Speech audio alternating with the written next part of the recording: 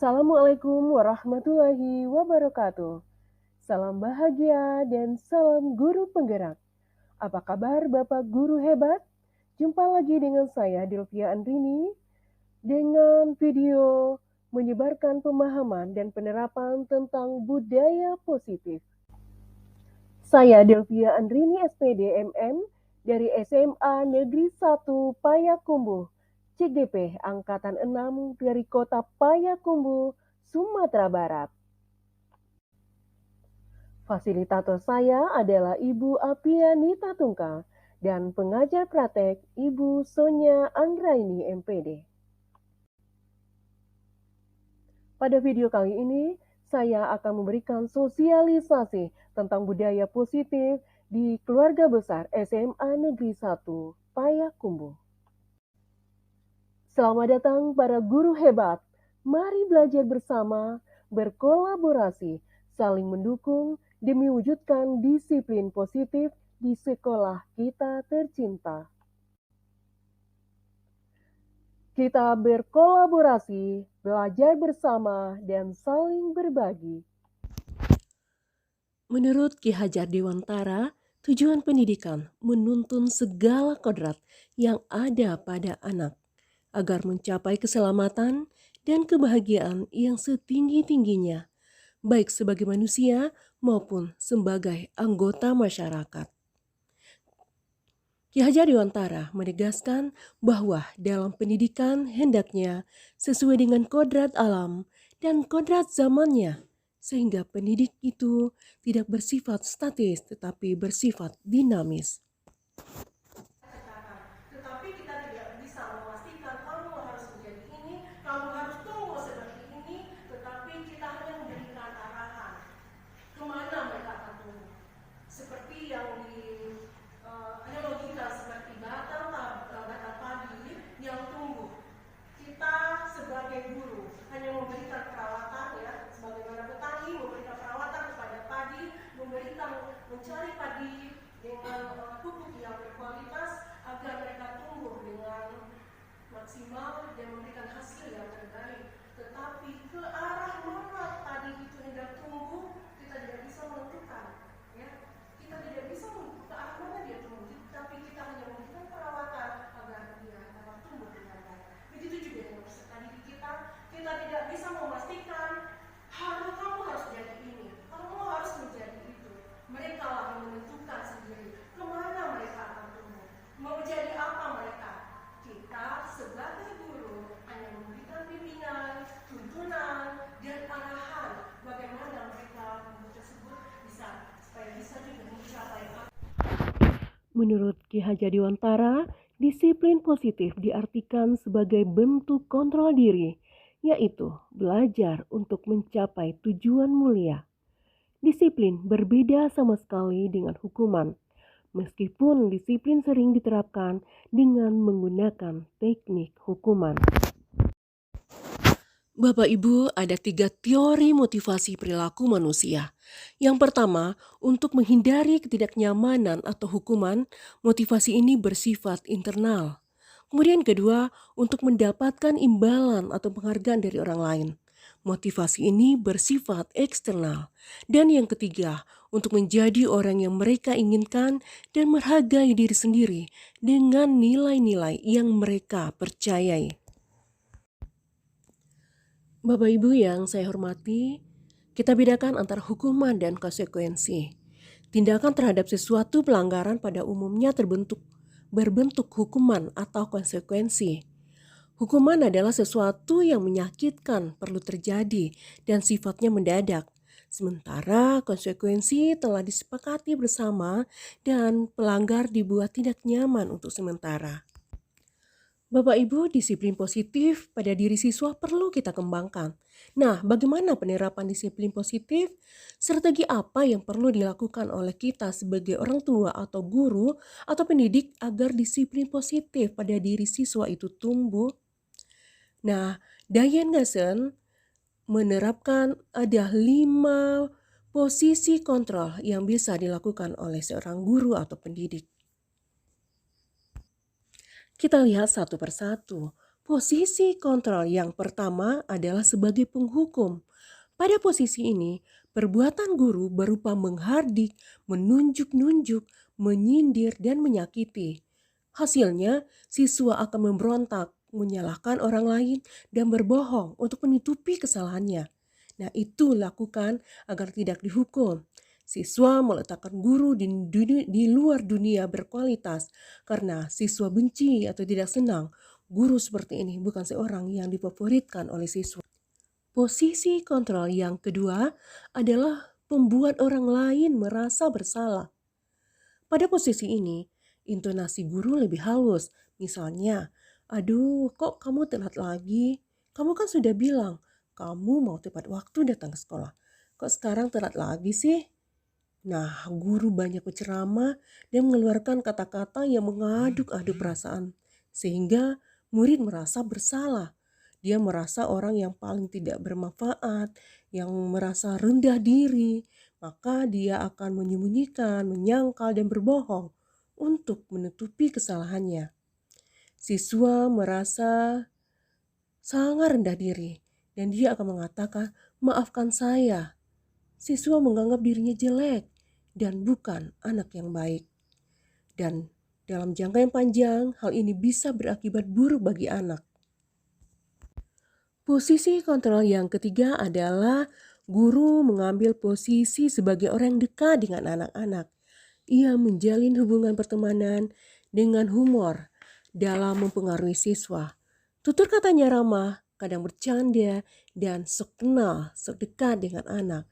Akibatnya, siswa hanya patuh dengan guru yang dekat dengannya. Tetapi kalau sudah berganti guru, maka siswa tidak disiplin lagi. Dan posisi yang keempat adalah guru sebagai monitor atau pemantau.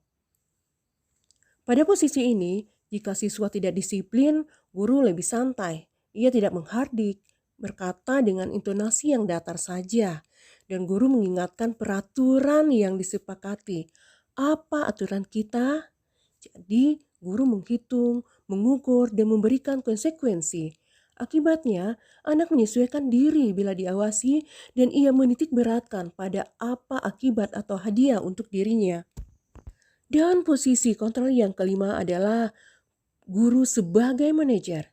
Guru akan bertanya tentang apa yang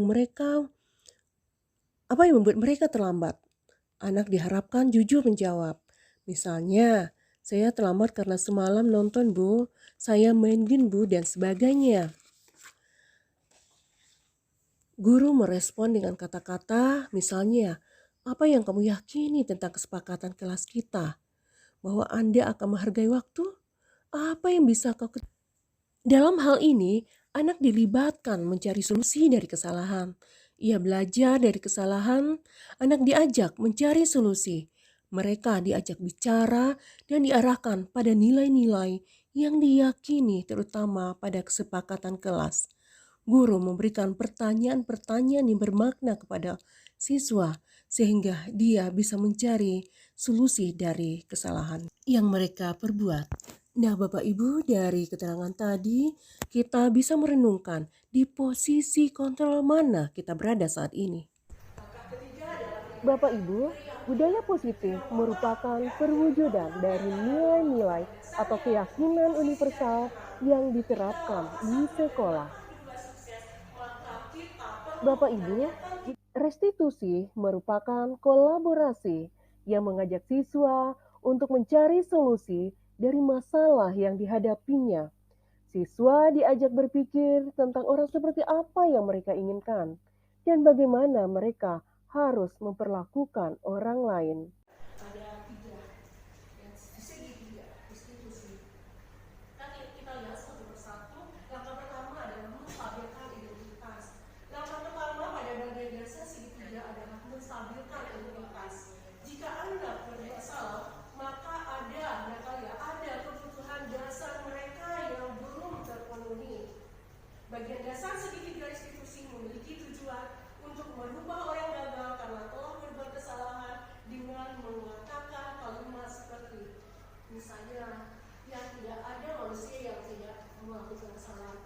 Ibu juga juga pernah melakukan kesalahan. Jadi membuat mereka merasa stabil, ya, merasa tidak terlalu terpuruk dengan kesalahan yang mereka buat. Kita stabilkan kembali emosi mereka. Dan siapapun pasti akan melakukan kesalahan. Kamu pernah melakukan kesalahan, ibu juga sebagai guru tidak luput juga dari kesalahan. Dan untuk itu, nah ketika seseorang dalam kondisi emosional, maka otak tidak akan mampu berpikir rasional. Saat inilah kita menstabilkan kembali identitas anak.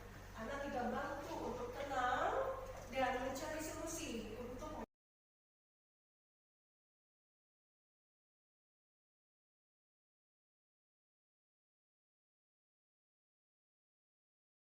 langkah ketiga adalah menanyakan keyakinan.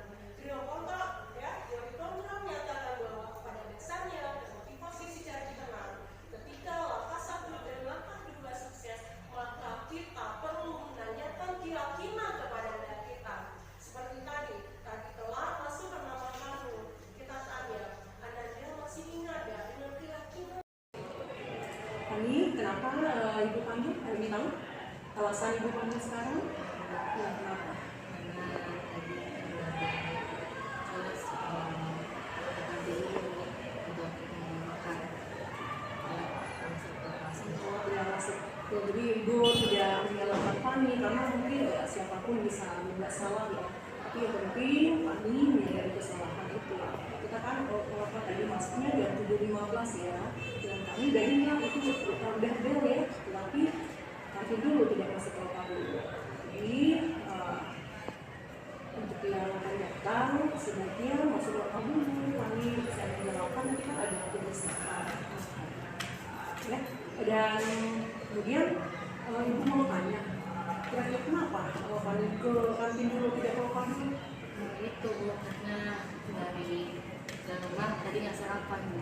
Kenapa nggak sarapan? Tidur lah Bu. Telat bangun maksudnya. Telat bangun, jam berapa Pani waktu di sana? Kalau tidak paling kemarin jam 12. Ya, kenapa sama sekali tidurnya apa yang dilakukan? Belajar semalaman? Enggak Oh, main di rumah. Jadi Pani menyadari kesalahannya apa? Setelah disebut dia main game setelah disebut tidurnya lambat itu bangunnya juga siang.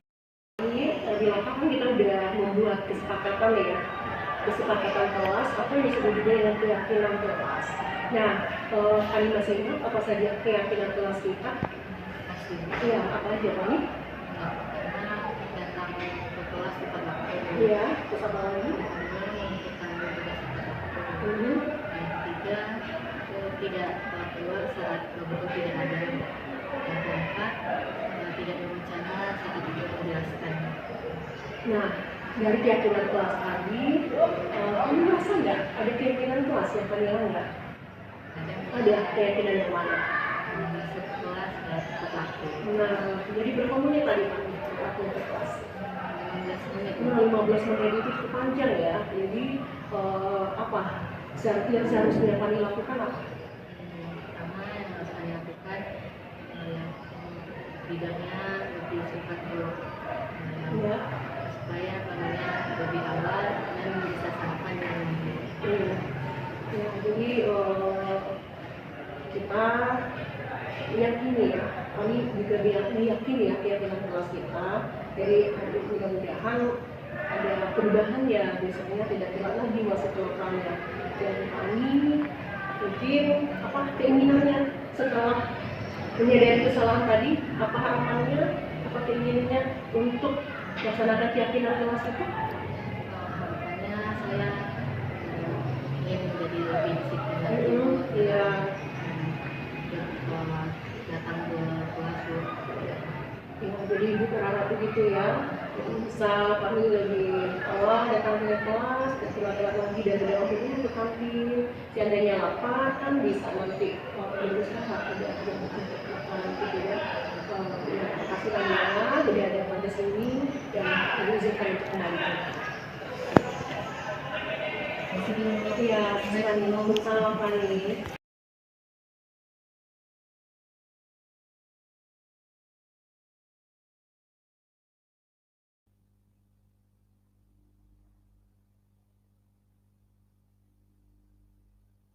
Keyakinan adalah nilai-nilai kebajikan universal yang disepakati secara tersirat dan tersurat, lepas dari belakang suku, negara, bahasa, maupun agama.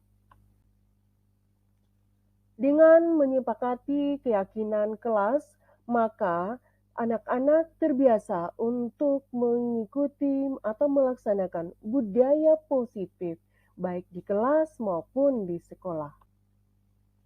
Keyakinan kelas bisa kita buat bersama anak-anak kita sebelum memulai pembelajaran. Atau kita bisa juga membuat keyakinan kelas di awal tahun ajaran bersama anak-anak kita. Dan berharap mereka bisa mematuhi keyakinan kelas yang telah disepakati bersama. Jadi juga disosialisasikan kepada anak kita bahwa peraturan sekolah kita seperti ini dan seandainya anak yang melanggar peraturan sekolah ini konsekuensinya. Jadi memang kita ajak anak-anak bersama untuk mensosialisasikan peraturan sekolah kita dan juga di setiap lokal bersama Walas mungkin ada juga keyakinan kelas yang mesti dipatuhi dan juga bersama dulu mata pelajaran sewaktu kita mau mengajar, sewaktu kita mau memulai pelajaran atau melakukan ulangan ada perjanjian atau kesepakatan ya dengan kita. Jadi mudah-mudahan dengan adanya kesepakatan ini dapat bisa menyadarkan anak kita dan membuat target mereka harapan kita seperti itu.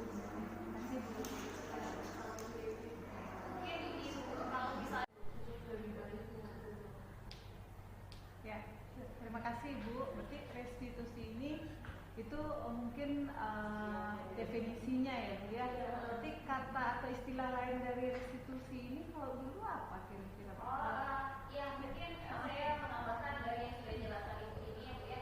Sebenarnya istilah restitusi itu persamaan-samannya banyak. Salah satunya itu adalah kompensasi. Kemudian yang sudah saya jelaskan juga konsekuensi. Jadi mengganti kata hukuman. Jadi kita menerapkan konsekuensi atau kompensasi bentuknya bukan sebagai hukuman. Kalau kita melakukan kesalahan, anak melakukan kesalahan, anak itu dikembalikan gitu dengan kesadarannya dikembalikan bahwasanya kamu melakukan kesalahan apa yang harus dia lakukan untuk memperbaikinya.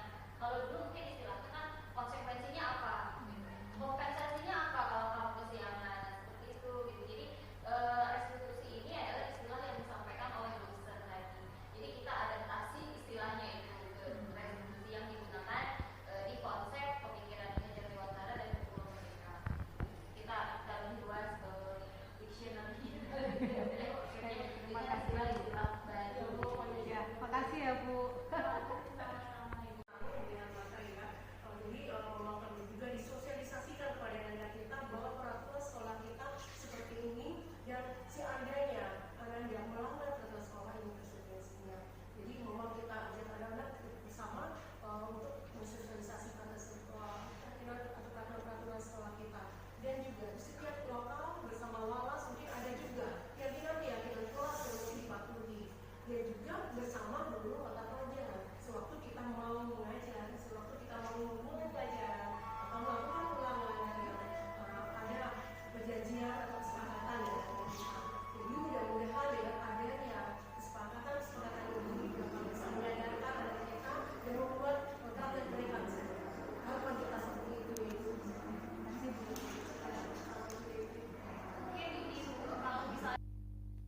Demikianlah Bapak Ibu Guru hebat video kali ini. Mohon maaf atas semua kesalahan.